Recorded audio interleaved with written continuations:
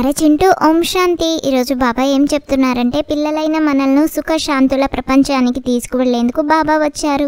శాంతి సుఖములు ఉండేది శాంతిధామం మరియు సుఖధామంలోనే అన్న. బాబా ఈరోజు ప్రశ్న ఏమడుగుతున్నారంటే, ఈ యుద్ధమైన మైదానంలో మొట్టమొదట మాయ ఏ విషయంలో దాడి చేస్తుంది?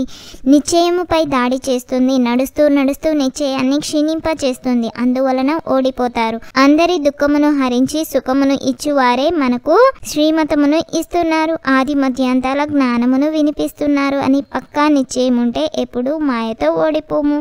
ఈ పాప ప్రపంచం నుండి దూరంగా తీసుకువెళ్ళు అని పాట పాడుతున్నారు.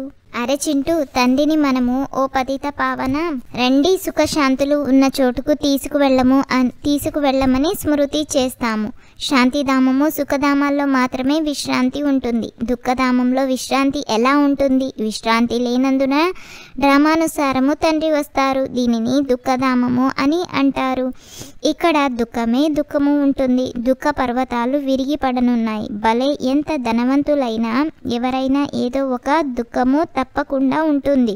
మనము మధురమైన తండ్రి జతలో కూర్చొని ఉన్నాము అని ఆ తండ్రి ఇప్పుడు వచ్చారు అని పిల్లలైన మనకు తెలుసు. ఇప్పుడు మనకు డ్రామా రహస్యము కూడా తెలుసు. తండ్రి ఇప్పుడు ఆత్మలమైన మనలను తన వెంట తీసుకువెళ్లేందుకు వచ్చి ఉన్నారు. ఆయన మన తండ్రి కనుక ఆత్మలైన మనకు చెప్తున్నారు. ఆత్మలు పరమాత్మ చాలా కాలము వేరుగా ఉన్నారు అనే గాయనం కూడా వారికే ఉంది. శాంతిధామంలో ఆత్మలు అన్నీ కలిసే ఉంటాయి. ఇప్పుడు తండ్రి ఇక్కడకు వచ్చారు.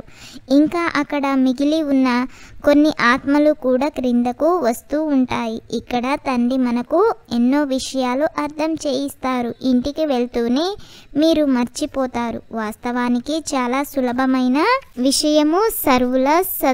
సర్వుల సుఖదాత శాంతిదాత అయిన తండ్రి కూర్చొని పిల్లలకు అర్థం చేయిస్తున్నారు. ఇప్పుడు మనము చాలా కొద్ది మంది మాత్రమే ఉన్నాము. మెల్లమెల్లగా మన సంఖ్య వృద్ధి చెందుతూ ఉంటుంది. నిమిషం మారవచ్చు, గంటలు, రోజులు, మాసాలు, సంవత్సరాలు మారవచ్చు. కానీ మనం చేసిన మంచి చెడు మారవు. చెడ్డ పని వెంటాడుతూనే ఉంటుంది. మంచి పని కాపాడుతూనే ఉంటుంది. సుఖశాంతి విరామము ఎక్కడ లభిస్తాయో పిల్లలైన మనకు ఇప్పుడు తెలుసు. ఇప్పుడు మనకు 21 జన్మల సుఖమును ఇచ్చేందుకు బాబా వచ్చారు. చివర్లో వచ్చే వారందరికీ ముక్తిని ఇచ్చేందుకు వచ్చారు. ఆలస్యంగా వచ్చే వారి పాత్ర కొద్దిగానే ఉంటుంది. మన పాత్ర అందరికంటే పెద్దది. 84 జన్మల పాత్రను అభినయించి పూర్తి చేశాము అని పిల్లలైన మనకు తెలుసు.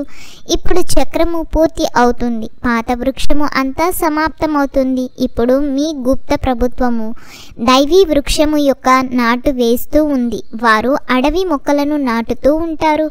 ఇక్కడ తండ్రి మనలను ముళ్ళను మార్చి దైవీ పుష్పాల వృక్షాలుగా తయారు చేస్తున్నారు. అది ప్రభుత్వమే, ఇది ప్రభుత్వమే.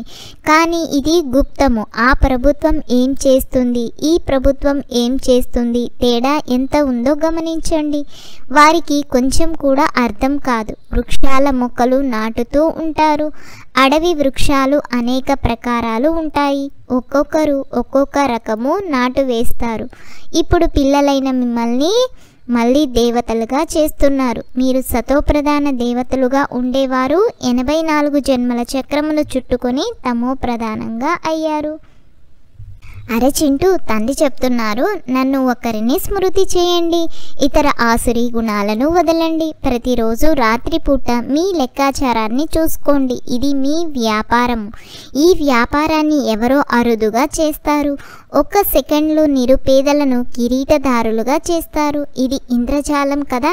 ఇటువంటి ఇంద్రజాలకుని చేయి పట్టుకోవాలి. వారు మనలను యోగబలము వలన పతితుల నుండి పావనంగా చేస్తారు. ఇతరులు ఎవరూ చేయలేరు. గంగతో ఎవరూ పావనంగా అవ్వలేరు. పిల్లలైన మనలో ఇప్పుడు ఎంతో జ్ఞానం ఉంది. మన ఆంతరికంలో బాబా మళ్ళీ వచ్చారు అనే సంతోషం ఉండాలి. దేవి చిత్రాలు మొదలైనవి కూడా చాలా తయారు చేస్తారు. వారికి ఆయుధాలను ఇచ్చి భయంకరంగా చేసేస్తారు. బ్రహ్మకు కూడా అనేక భుజాలు చూపిస్తారు. కానీ ఇప్పుడు బ్రహ్మకు భుజాలు లక్షల సంఖ్యలో ఉంటాయి అని మీరు అర్థం చేసుకున్నారు. బీకేలందరూ ఈ బాబా ఉత్పత్తే కదా. అందుకే ప్రజాపిత బ్రహ్మకు అన్ని భుజాలు చూపించారు.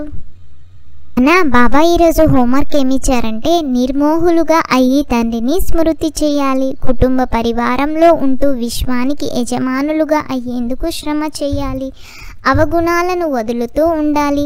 మీ నడవడిక ఎలా ఉండాలంటే వాటిని చూసి అందరూ మిమ్మలను అనుసరించాలి. ఆంతరికంలో ఏ వికారము ఉండరాదు. ఇది చెక్ చేసుకోవాలి. అరే చింటూ, బాబా ఈరోజు వరదానం ఏమిస్తున్నారంటే డబల్ సేవ ద్వారా అలౌకిక శక్తిని సాక్షాత్కారము చేయించే విశ్వ సేవాదారి భవ. ఎలాగైతే తండ్రి స్వయమే విశ్వ సేవకులో అలా మీరు కూడా తండ్రి సమానం విశ్వ సేవాదారులు. శరీరము ద్వారా స్థూలమైన సేవ చేస్తూ మనసు ద్వారా విశ్వాన్ని పరివర్తన చేసే సేవలో తత్పరులై ఉండండి. ఒకే సమయంలో శరీరం మరియు మనసుతో కలిపి సేవ జరగాలి. ఎవరైతే మనస మరియు కర్మన రెండు సేవలు జతలో చేస్తారో చూసే వారికి వారి ద్వారా ఇదేదో అలౌకిక శక్తి అని అనుభవం అవుతుంది లేక సాక్షాత్కారం అవుతుంది. అందువలన ఈ అభ్యాసాన్ని నిరంతరంగా మరియు న్యాచురల్గా చేసుకోండి. మనసా సేవ కొరకు విశేషంగా ఏకాగ్రత యొక్క అభ్యాసాన్ని పెంచండి. సర్వుల పట్ల గుణగ్రాహకులుగా అవ్వండి, కానీ బ్రహ్మ బాబాను ఫాలో చేయండి అని బాబా స్లోగన్ ఇస్తున్నారు. ఈ అన్నదమ్ముల సంభాషణ మీకు కనుక నచ్చినట్లయితే లైక్ చేసి షేర్ చేసి ఈ ఛానల్ను తప్పకుండా సబ్స్క్రైబ్ చేయండి.